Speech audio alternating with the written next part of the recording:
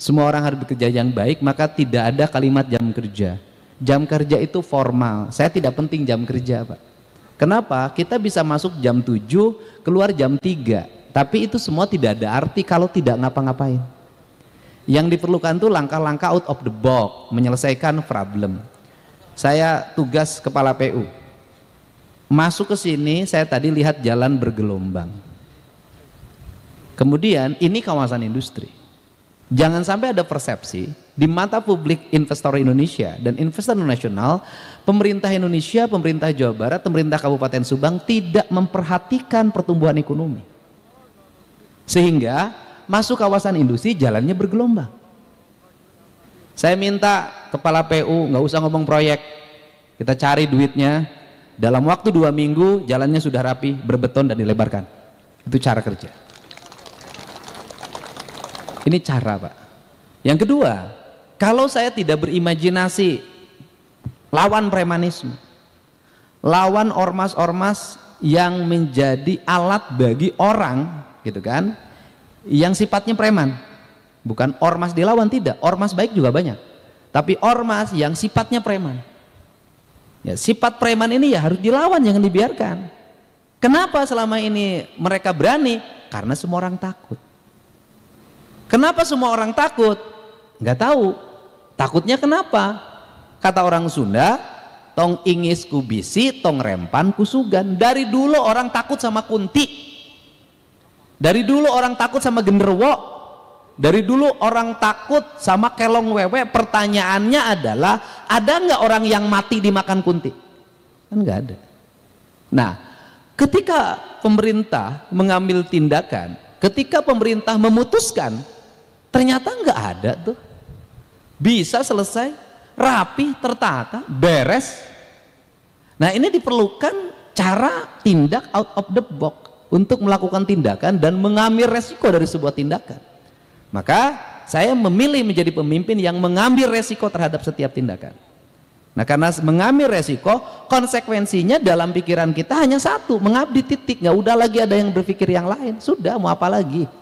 Nah, karena itu, maka dari sekarang, saya tadi ngomong kepala Satpol PP, saya bilang gini, saya nggak mau lagi ada pegawai numpuk. Saya itu paling nggak suka lihat pegawai datang gubernur penuh. Ngapain? Artinya, kalau setiap pemimpin datang, di situ penuh dengan pegawai, itu cermin pegawai nggak ada gawainya. Harusnya apa? Nggak usah penuh. Orang sudah ada jobnya masing-masing. Itu saking nggak ada job.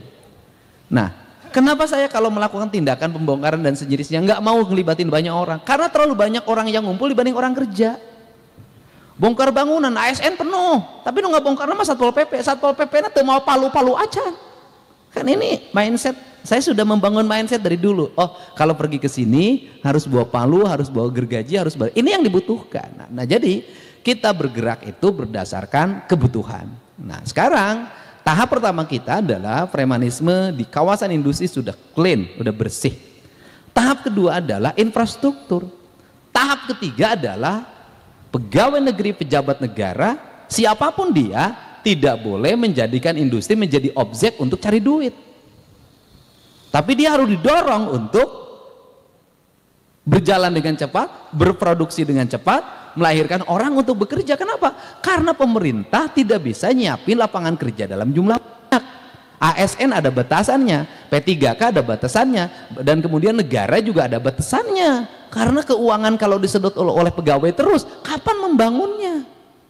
Maka yang berikutnya adalah mendorong lapangan kerja. Di mendorong lapangan kerja ini, maka tugas negara satu, mempermudah regulasi, jangan dipersulit. Perizinan harus cepat. Bila perlu orang nggak ada konsultan, siapin konsultannya oleh pemerintah. Itu caranya. Nah, kemudian rapat-rapat harus diperpendek, harus dipercepat. Lahir keputusan harus cepat. Gubernurnya, bupatinya harus secara teknis detail, ngerti masalah, bagaimana mengurai masalah dan bagaimana menyelesaikan masalah. Setelah itu berikan jaminan untuk memberikan jaminan pada investor, kamu jalan, set jawab, kamu jalan, set tanggung jawab. Selesai, Pak. Saya udah nggak tahu berapa pabrik di Jawa Barat hari ini bisa berjalan dengan kalimat saya, kamu jalan, saya tanggung jawab. Jalan, Pak. Pusingnya industri oleh siapa? Datang kelompok orang, 10 orang, ngajukan audiensi, ini masalahnya ini, lama. Besoknya datang lagi, audiensi lagi, ini lagi masalahnya, lama. Masalahnya tidak selesai, audiensinya menghabiskan masa orang untuk waktunya untuk bekerja. Karena di Indonesia ini problemnya satu, bekerja itu mudah di Indonesia itu, yang susah itu adalah menanggapin orang yang mengomentari orang kerja, itu Indonesia. Untuk itu harus jalan. Dan yang berikutnya saya ucapkan terima kasih pada Pak Dandim, Pak Dan Ramil, dan seluruh jajaran yang berikan supporting terhadap perjalanan industri ini. Dan saya juga mengucapkan terima kasih pada jajaran Polres Subang, Pak Waka, Pak Kasat Serse, yang melakukan tindakan-tindakan cepat dalam menangani aksi premanisme. Kalau di tempat lain hanya ditahan kemudian pulang lagi, di sini P21, artinya bukti premanismenya bisa diuji di pengadilan. Tepuk tangan dong, ini keren. Kenapa? Saya udah ngomong tadi ke teman-teman Kemenko Polkam, saya bilang kalau tidak berproses P21 maka dilepas lagi, berarti premanisme bukan pidana. Ini catatan penting. Loh, kalau bukan pidana ngapain ditangkap? Ditangkap ini berarti ada unsur pidana. Nah, tetapi pemerintah harus memikirkannya apa? Mereka yang tidak terbukti pidana tapi ikut-ikutan bergelombol dengan mereka menjadi preman, berarti pemerintah harus membuat ruang kesadaran. Maka nanti barak militer, barak Polri itu adalah barak untuk merubah pikiran manusia jadi dari buruk jadi baik, dan kita juga harus mendorong dia untuk bekerja dan menyiapkan lapangan kerja. Karena premanisme bisa lahir juga karena ketidaktersediaan lapangan kerja. Sehingga nanti mereka cocoknya lapangan kerjanya apa? Kalau misalnya gagah, orangnya pemberani, nekat, ya jadi security. Kan bisa jadi nanti preman-preman yang gagah pemberani itu ya sudah didik jadi security. Jadi tenaga pengaman resmi, dilatih oleh negara, dididik. Nanti bisa jadi kalau sekarang banyak anak-anak sekolah lulusan barak TNI, kemudian di sekolahnya sekarang jadi duta kedisiplinan, kemudian jadi duta paskibra, ya nanti preman-preman direkrut, kemudian dididik, mereka menjadi duta keamanan negara. Tetapi bukan orang nggak berguna jadi duta, tapi yang disebut duta itu adalah mereka bisa dididik, dilatih, diarahkan, dan memiliki profesionalisme sebagai seorang security. Kan keren. Nah, ini kan penting. Nah, kemudian termasuk juga di dalamnya keamanan perbankan. Kan saya otokritik ke Pak Dirut. Jadi Kasat Serse ini ke saya menyampaikan bahwa dia sudah meminta untuk menyerahkan barang bukti ini ke kepala cabang. Tapi kepala cabangnya menjawabnya harus ke legal, harus ke sini. Kebetulan ngeluhnya ke saya. Karena ngeluhnya ke saya, ya sudah serahin aja sekalian. Nah, maksudnya saya bahwa dalam dunia manajemen kepala cabang yang seperti ini nggak boleh dipakai. Kenapa? Nggak punya inisiatif, nggak berani ngambil resiko. Karena pemimpin itu kalau ingin besar dia harus ngambil resiko. Sehingga saya jujur aja hari ini nggak boleh ketemu saya, nggak boleh datang. Saya bilang kenapa? Jangan datang ketika masalahnya sudah selesai, tinggal ada panggungnya, tampil paling duluan. Tapi ketika ada masalah sembunyi, saya nggak suka orang seperti itu. Nah, jadi orang tuh harus berani ngambil resiko. Terakhir, ini jajaran P dan Dinas Perhubungan. Dinas Perhubungan. Pertama, UPT, gitu kan? Kalau terlalu luas diperbanyak. Kalau terlalu luas, kan sekarang ada 6 UPT. Kalau terlalu luas diperbanyak. Tetapi menurut saya manajemen itu harus sedikit. Yang kedua, di setiap UPT itu nanti ada satu mobil yang khusus menangani PJU. Oke, satu. Dua, mobil yang PJU ini juga harus bisa menangani kerusakan CCTV. Yang kedua, mobil yang khusus mengurus persoalan kebersihan. Bagaimana ketersediaan mesin potong rumput, bagaimana ketersediaan mesin untuk mobil naik ke atas, benerin spanduk yang sobek, cabut spanduk yang sudah tidak layak lagi, potong tiang-tiang billboard segala macam yang tidak berizin dan merusak estetika jalan. Ini. Yang ketiga, harus punya divisi perbaikan. Rekrut tenaga outsourcing itu tukang tembok, tukang ngaduk. Caranya bagaimana? Caranya di PU bikin anggaran semen, anggaran pasir. Jadi drainase yang batunya lepas, jangan nunggu proyek berikut. Lakukan perbaikan sejak sekarang, karena saya keliling kemanapun, saya tidak menemukan drainase jalan provinsi yang mulus. Semuanya tidak berfungsi, semuanya pada copot, semuanya tidak terawat. Tiang-tiang baligo yang dengdek saya nanjak ke arah dari Subang ke arah Lembang itu tiang papan reklame dari Jasara Harja itu begini.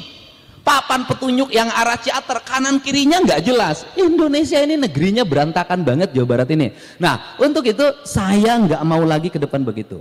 Kepala PU nanti harus keliling, motivasi kepala UPT-nya. Di setiap UPT nanti ada tenaga kebersihan yang setiap hari monitoring jalan yang kotor, rumput yang tinggi. Yang kedua, setiap hari dia melakukan perbaikan terhadap yang rusak, tembok yang copot. Yang ketiga, melakukan perbaikan terhadap jalan yang bolong. Nggak usah nunggu lagi nanti turun anggaran pemeliharaan. Selama ada, perbaiki sekarang. Kenapa? Karena rata-rata pemeliharaan jalan turunnya adalah bulan November, kemudian bulan Oktober pada saat hujan deras. Saya sering menemukan kasus di Provinsi Jawa Barat sebelum jadi gubernur adalah melakukan perbaikan jalan, penambalan jalan dengan hotmix pas hujan deras. Nanti nggak boleh. Saya detil, Pak. Nah, yang berikutnya adalah di setiap UPT ada satu mobil ambulan. Untuk apa? Menolong orang yang korban kecelakaan plus tenaga medisnya. Yang keempat, di setiap UPT, di setiap sekian kilometer jalan provinsi harus ada mobil derek. Kemacetan timbul tuh mobil mogok, sudah jalannya curam, mobilnya tua, muatannya besar, timbul kemacetan. Selama kemacetan itu ada berapa orang yang mengalami stres? Kenapa? Keterlambatan. Selama kemacetan itu ada berapa mobil yang menghabiskan bahan bakar? Saya nggak mau begitu. Jadi nanti ada patroli pengendali jalan. Buat apa kita setiap hari? Ada patroli pengendali jalan di situ. Setiap UPT ada unit yang memonitor seluruh jalan, pergerakan mobil terlihat, di mana problemnya, di mana macetnya, maka unit reaksi cepat itu turun datang. Kecelakaan turun ambulan, mobil mogok turun lagi mobil derek. Mobil dereknya jangan bayar, sudah kita tanggung saja. Kenapa? Ingat, supir itu menderita ketika mobilnya mogok, duit tidak punya, BBM sudah habis, bayar biaya mobil untuk derek berapa? Saya ini pengalaman yang begitu. Saya jadi gubernur, saya dulu punya cita, ini akan saya rapihkan, ini akan saya bereskan. Nah, kemudian yang berikutnya, ini cita-cita saya ke depan. Nanti di setiap batasan kabupaten itu ada gapura. Gapura ini bukan hanya aksesoris karena kita mencintai leluhur, itu tahap pertama. Tahap keduanya adalah gapura itu pengamanan, Pak Sekda. Pengamanannya bagaimana? Di pinggir kanan gapura nanti disimpin pagar digital, Pak, ke samping. Kalau memang mungkin ke bawah, ya kan? Bagaimana? Dan itu dikendalikan dalam satu sistem di mana nanti CCTV terkendali. Kalau ada kejahatan, mobil lari itu tinggal dipijit knop set, dia nutup sendiri. Dan saya nanti akan buat di setiap perbatasan kabupaten. Setelah itu setiap perbatasan kecamatan, maka Jawa Barat itu akan menjadi kabupaten yang bebas kejahatan, taruhan saya. Kenapa? Dengan sistem yang baik, pengawasan yang ketat, kemudian teknologi yang tinggi, nggak akan ada orang yang berani jahat. Tahu, maling tidak pernah datang pada tempat yang terjaga. Maling selalu datang pada tempat yang terlena. Setiap bahasa, saya selalu lihat di Polres itu sidik sakti indra waspada. Ini penting, itu harus bisa mengendalikan itu. Jadi di kita ini fungsi drone kapan? Video. Jadi lamun aya acara, drone itu di mana-mana. Kenapa? Pejabatnya pengen ada videonya dari drone. Nah ini penting. Nah terakhir ini Dinas Pendidikan, ini saya nggak boleh main-main lagi. Pemda Provinsi Jawa Barat sudah mengedarkan jam malam. Jam 9 anak sekolah harus kembali di rumahnya, kecuali lagi sama orang tuanya, ada yang sakit, dia lagi bekerja untuk memenuhi kebutuhan hidupnya dan sejenisnya. Nanti saya tidak mau mendengar ada kejadian atau peristiwa di atas jam 9 menimpa anak pelajar SMA di Purwakarta, di Jawa Barat. Kalau ini terjadi, kepala dinasnya mundur. Kenapa? Kepala dinas harus mengkoordinasikan seluruh Jawa Barat. Setiap malam dia harus bisa connecting dengan Kapolres, dia connecting dengan Kapolsek, dia connecting dengan para kepala desa, dia connecting dengan para kepala kelurahan untuk memastikan anak Jawa Barat itu aman. Kenapa? Karena ingat hari ini jarum jatuh di Jawa Barat akan menjadi peristiwa yang menggemparkan Indonesia. Kenapa? Sudut pandang mata hari ini tertuju ke Jawa Barat. Baik akan memotivasi berbagai daerah, buruk kita akan menjadi hinaan banyak orang.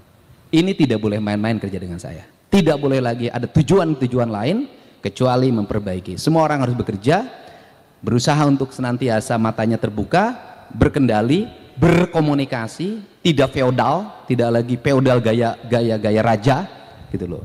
Kalau disebut raja boleh, tapi kerjanya harus cekatan. Nah, tetapi ini yang harus dilakukan. Ini prinsip-prinsip dasar termasuk kelautan. Kelautan segera membuat konsep 2 minggu lagi kami akan MOU dengan TNI Angkatan Laut. Targetnya adalah tidak ada sampah di pantai, tidak ada sampah di sungai, bebas Jawa Barat dari limbah dan pencemaran lingkungan. Dan kemudian menjadikan laut itu sebagai halaman rumah Provinsi Jawa Barat. Nah, ini langkah-langkahnya dan tidak boleh lagi karena saya mah awewe, tidak bisa, nggak bisa, karena sudah jadi pejabat tidak lagi ngomong perempuan dan laki-laki. Anda setara dengan laki-laki. Jadi kalau keluar jam 12, keluar jam 1, nggak ada urusan dengan status perempuan. Kenapa? Anda hari ini pejabat dan sudah mengklaim diri bahwa perempuan dan laki-laki sama. Artinya melaksanakan tugas dan kewajiban juga sama. Kerja saya ada kerja teknis, ya, jadi yang terakhir tidak boleh lagi ada anggaran kajian-kajian di dinas-dinas. Kajian ini, kajian ini. Saya tadi sudah meminta ahli yang sekolah dari